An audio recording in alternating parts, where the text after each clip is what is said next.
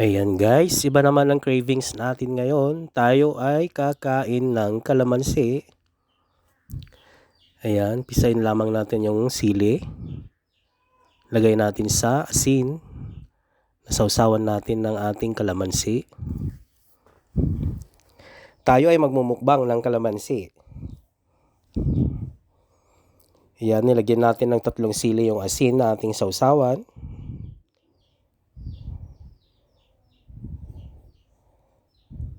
Ayan, hinalo-halo lamang natin yung asin at saka sili. Ayan, balatan natin yung pahinog ng kalamansi.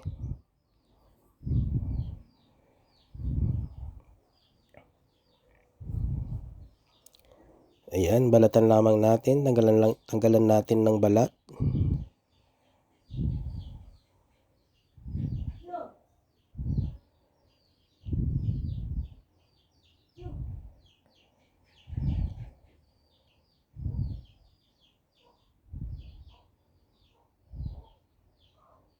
Yan, natanggalan natin ng balat at isawsaw na natin at atin nang isusubo. Yan, yummy.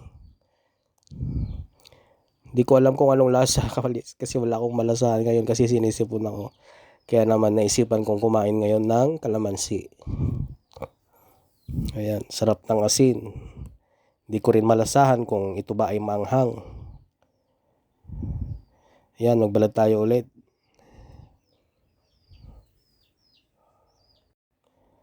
Ang ating kalamansi ay pinitas pala natin sa aming likod bahay na aming pananim.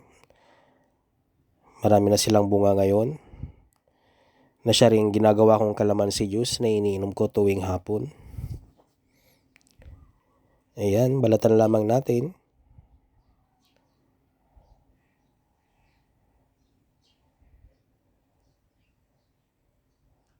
Ayan.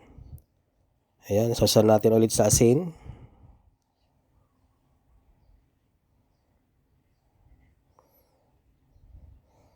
Ayan, sausaw lang natin sa asin.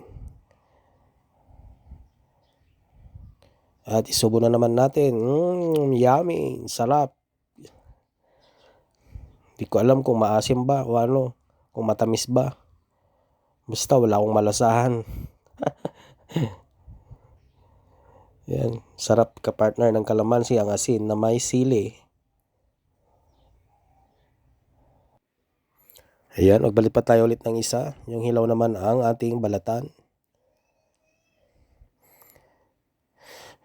Pero last na ito, baka kumontra ang aking tiyan.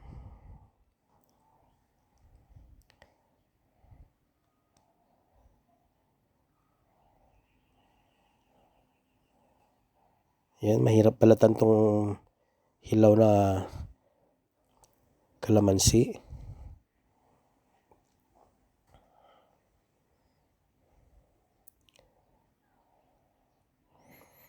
Yan, subo na natin.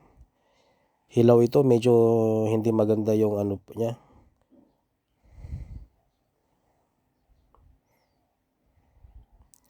Ayan, yung katas lamang yung ating sinipsip dito.